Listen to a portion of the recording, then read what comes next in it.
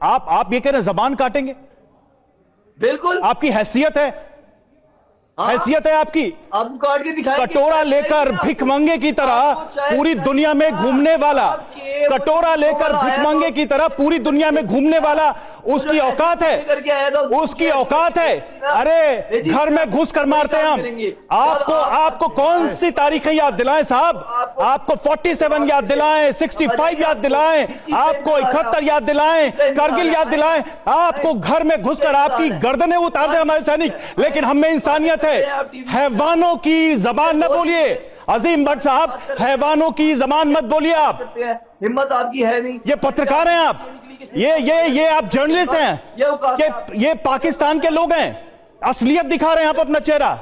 इंतजार करिए अजीम भट्ट साहब, इंतजार करिए। ये जो जबान आपकी, ये जो जबान है आपकी, ये जो आपकी जबान है, ये जो जबान है, ये हमेशा के लिए बंद हो जाएगी। आप वेट करिए, आप वेट करिए, आप इंतजार करिए, आप इंतजार करिए, आप इंतजार करिए। आपकी हर ख्वाहिश भारतीय सेना पूरी करने वाली है बहुत जल्द। आपकी हर ख्वाहिश भारतीय सेना पूरा करेगी बहुत जल्द, बहुत जल्द। इंतजार करिए आप। मुझे लगता है कि सुशील जी, मुझे लगता है अजीम भट्ट साहब, देखिए नॉन स्टॉप बोलने से कोई फायदा नहीं है। अजीम भट्ट साहब, अगर आप आए हैं यहाँ पे हमारे मेहमान बनकर, आपको पूरा मौका दिया जाएगा, लेकिन बदतमीजी स्वीकार नहीं की जाएगी। इस बात का ध्यान रखिए। सुशील जी हमारे साथ है, मैं आपका ऑडियो डाउन कर रही हूँ। सुशील जी, मैं चाहूंगी जो कूटनीतिक स्ट्राइक हुई है, आपको वो जानना चाहिए। भारत ने बड़ा कदम उठा लिया है, आपको ये जानना चाहिए, और अभी पाकिस्तान को खौफ है। सुशील जी, मैं चाहूंगी आप जवाब दें। निधि, बात यह है कि जिस तरह से ये बात कर रहे हैं, वो इनके साफ दिख रहा है कि कितना घबरा रहे हैं, और उन्होंने अभी बातों बातों में अभी कह दिया खुद ही कि हमने अभी करके दिखाया है, जो कि एक बड़ा पॉजिटिव है। कि एडमिट कर रहे हैं कि हाँ हमारे ओ भाई करके दिखाया है। अभिनंदन की पूछों वाला कहा है। एक मिनट आप चुप रहिए, बहुत बोल रहे हैं आप अजीम। अगर आप जर्नलिस्ट हैं तो जर्नलिस्ट टाइप से थोड़ी सभ्यता रखिए अपने आप में। अगर आप टेररिस्ट की तरह से करेंगे तो फिर हम टेररिस्ट डील करेंगे। आपने बहुत बोल लिया। प्लीज जर्नलिस्ट की तरह से डील करें। मैंने ये कहा है अजीम प्लीज, हम आपको पत्रकार समझते हैं, ये अलग बात है, ये अलग बात है कि आप पत्रकार के भेष में आईएसआई के पेड एजेंट हैं, वो एक अलग बात है। हम आपको पत्रकार समझते हैं, पत्रकार की तरह से बिहेव करिए। अगर आप टेररिस्ट की तरह से बिहेव करेंगे तो टेररिस्ट का क्या हाल करते हैं वो भी आपको पता है। So please mind it. अगर नहीं, आप भारत के सबसे बड़े टीवी नेटवर्क में हैं। मैं एक बार फिर कहता हूं, अरे भैया, जितनी पाकिस्तान की आबादी है उससे ज्यादा हमारे दर्शक हैं, इसीलिए आप जिम्मेदारी के साथ बात करिए। टीवी 9 नेटवर्क की दर्शकों की संख्या पाकिस्तान की आबादी से ज्यादा है। आप जर्नलिस्ट की तरह बात करेंगे तो हम आपको मौका देंगे, हम आपकी बात सुनेंगे, लेकिन अगर आप टेररिस्ट की तरह बात करेंगे तो यकीन मानिए पाकिस्तान से निकला हुआ हर टेररिस्ट, उसका क्या हाल होता है। और सबसे बड़ी बात देखिए, एक बात बताइए, ओसामा बिन लादेन कहां मारा गया था? ओसामा बिन लादेन जो आपके चाचा लगते होंगे, फूफा लगते होंगे, वो कहां मारा गया था? पूरी दुनिया जानती है। पाकिस्तान एक टेररिस्ट स्टेट है, ये केवल भारत नहीं कह रहा, दिक्कत क्या है? दुनिया कह रही है। मनीष दिक्कत क्या है? दिक्कत क्या है कि देखिए अजीम भट्ट साहब, मुझे सुनिए आप किसी सुनिए तो अजीम भट्ट साहब, अरे सुन तो लीजिए, आप किसी अच्छे डॉक्टर को दिखाइए, आपकी याददाश्त बिल्कुल खत्म है, कुछ भी नहीं बचा है। अरे सुनिए तो, बांग्लादेश में जिन्होंने घुटने टेके, अरे बांग्लादेश में जिन्होंने घुटने टेके, तब कहां थी आपकी ये जबान? कहां थी जबान? जब अमेरिका और रूस के सामने हाथ जोड़कर गिड़गिड़ा रहे थे कि भारत को रोक लो नहीं तो बर्बाद कर देगा, तब आपकी मूंछ कहां ऊंची थी? अरे घुटनों पर गिरकर भारत से संधि की बात करने वाले हमें दिखाएंगे बहादुरी क्या है, हमें बताएंगे। अरे आतंकियों के साथ उनकी रह के आपकी जबान आतंकियों की हो गई है। आपको नहीं समझ में आ रहा कि निहत्थे मासूम लोगों की भारत में हत्या की है और पाकिस्तान में आपके आका बैठे हैं, और आपको ये लगता है कि ये भाषा एक इंसान की है। आपको अपने जहन का इलाज कराने की जरूरत है सर। आप अच्छे डॉक्टर को दिखाइए प्लीज। क्या कर सकता है? आप अच्छे डॉक्टर को दिखाइए। आपके डॉक्टर की फीस मैं दे दूंगा सर। पाकिस्तान में अगर औकात नहीं है इलाज कराने की, पैसा नहीं है गले में जेब में, तो मैं दे दूंगा आपकी फीस, डॉक्टर को दिखाइए प्लीज आप। लेकिन ऐसी भाषा, ऐसा दिमाग, ऐसा जहन बदलिए आप अपनी। जंग टीवी पे नहीं होती है, जंग टीवी पे नहीं होती है। आ जाए जो कर सकते हैं करें। मैं अजीम साहब आपको रोक रही हूं, हम उस कीचड़ में नहीं शामिल होना चाहते जिस भाषा का आप इस्तेमाल कर रहे हैं। सुशील जी प्लीज आप बोलिए, आपका ऑडियो डाउन है, आप मत बोलिए अभी प्लीज। सुशील जी बोलेंगे आप प्लीज। चाह रहे हैं मत कीजिए, क्यों लौटाना पड़ा था आपको पता है ना। आप अपने लीडर नवाज शरीफ साहब से कभी बात करिए। आपको याद है कि जब खुद ही कहा गया था कि कैसे पाकिस्तान के आर्मी चीफ की पैर थरथरा रही थी, पैर कांप रहे थे, किस तरीके से पाकिस्तान के प्रधानमंत्री ने जो सो सॉरी बोलकर और अभिनंदन को जो सो यहाँ पर भारत वापस भेजा था। तो आपको पता नहीं है क्या कि अभिनंदन को क्यों भेजना पड़ा था? अगर इतना ही आप मूंछ पर ताव दे रहे थे रख लेते। नहीं, आप अभिनंदन को रख लेते और उसके बाद मुझे नहीं लगता है कि आप अभी बात करने की स्थिति में होते। कैसी बात करते हैं साहब आप? पुरानी बात छोड़ दीजिए, नई बात। अगर अभिनंदन रह गया होता पाकिस्तान में तो यकीन मानिए कि पाकिस्तान की बुनियाद खत्म हो गई होती। खुदा की कसम औकात पता लग जाती आप लोगों की। औकात तो देखिए, औकात तो हमें पता ही है। जब दुनिया सलाम करती है तो हमें पता है हमारी औकात क्या है। औकात तो आपको पता होती है जब आप कटोरा लेकर घूमते रहते हैं। औकात तो तब पता चली थी जब पाकिस्तान के 2 टुकड़े हो गए थे।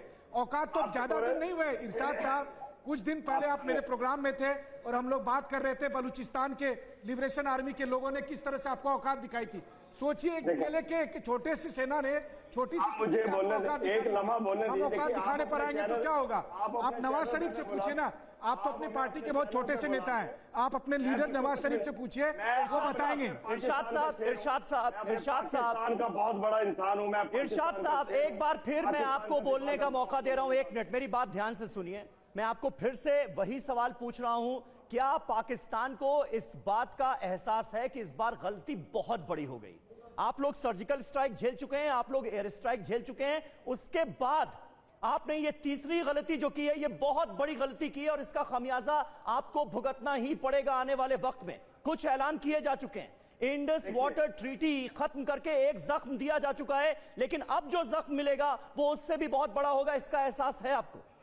देखिए प्लीज मुझे सुनिएगा, मैं ही कहूंगा ये वाली गलती आज जो परसों पुलवामा में आपने की, पहलगाम में, यही गलती 2000 में आपने 40 सिखों को मार करके की थी जब उनके प्रेसिडेंट आ रहे थे। अब इनके वाइस प्रेसिडेंट आ रहे हैं, आपने फिर वही गलती दोहराई जो 2000 में दोहराई थी कि 40 सिखों को मार के आपने इल्जाम पाकिस्तान पे लगाने। यानी कोई एहसास नहीं है आपको? कोई गलती पाकिस्तान में बैठे आतंकियों ने किस तरह से इस हमले को पूरी तरह से अंजाम दिलवाया, यहां पर भेजे गए अपने 4 आतंकियों के द्वारा, इस बात का बिल्कुल एहसास नहीं, कोई मलाल नहीं आपको? अभी भी आप अपनी गलती मानने के लिए तैयार नहीं है? अगर हम कोई गलती करेंगे या हम शरारत करेंगे हम मानेंगे, लेकिन जो गलती पे गलती आपने कर। अरे इरशाद साहब आप ऐसे मत बोलिए। हम हवा में नहीं बात कर रहे। इरशाद साहब कोई हवा में बात नहीं कर रहे। इन आतंकवादियों के पास M4 कार्बाइन थी, AK-47 इनके पास था।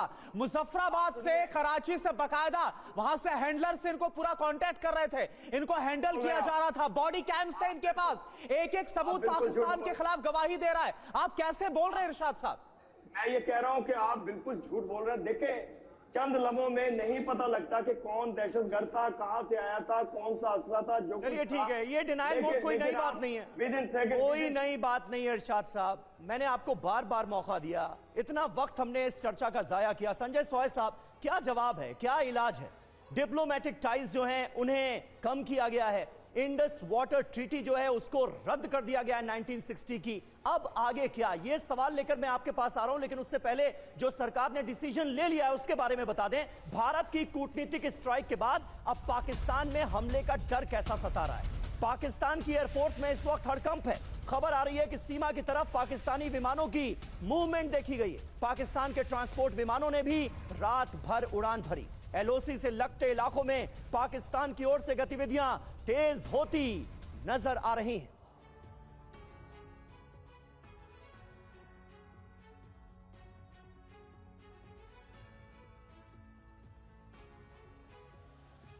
तो ये तस्वीरें आपको दिखा रहे हैं। खबर आ रही है कि सीमा की तरफ पाकिस्तानी विमानों की मूवमेंट देखी गई है।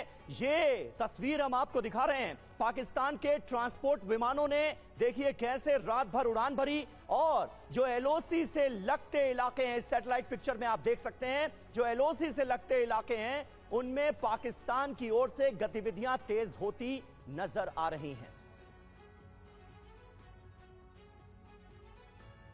तो कुल मिलाकर अगर कहा जाए तो प्रधानमंत्री नरेंद्र मोदी के फैसलों से आतंकिस्तान में भय है, बदला तय है, पाकिस्तान में भय है। कश्मीर सीमा के पास पाक सैन्य तैनाती कर रहा है। बड़े परिवहन विमानों की मूवमेंट नजर आई है। C-130E हरक्यूलिस विमानों की मूवमेंट भी देखी गई। इसके अलावा PAF-198, PAF-101, PAF-177 विमानों की मूवमेंट भी ट्रेस की गई। कराची से लाहौर, रावलपिंडी की तरफ रवाना हुए पाकिस्तानी विमान, कराची के नूर खान एयरबेस से विमानों को रवाना किया गया। PAF-198, C-130E से जवानों को एक जगह से दूसरी जगह पहुंचाया जाता है, और इन विमानों की मूवमेंट के बारे में हम आपको बता रहे हैं। PAF-101 खुफिया अभियानों में भी इस्तेमाल किया जाता है। संजय सॉय सर, इस मूवमेंट का मतलब क्या है? पाकिस्तान में ये जो भय नजर आ रहा है, इसका मतलब क्या है? इसके मायने क्या है? खौफ बहुत ज्यादा है कि कभी भी कुछ भी हो सकता है भारत की तरफ से। देखिए समीर, जिस प्रकार से नियत से लोगों का खून बहा, और इरशाद साहब तो खैर मुझे पता है कि ये हमेशा डिनाइल मोड में रहते हैं कि हमें तो पता नहीं, आप ही लोग कर रहे हैं। बहुत ही अफसोसजनक बात है। शायद यही कारण है आज जो पाकिस्तान की जो हालात है वो इस तरह की सोच की वजह से ही आज पाकिस्तान के हालात है कि आप टेरर को सपोर्ट करते रहे, आतंकवाद को सपोर्ट करते रहे और बाद में हाथ पल्ला झाड़ लें। लेकिन आम जनता समझती है, आवाम समझती है।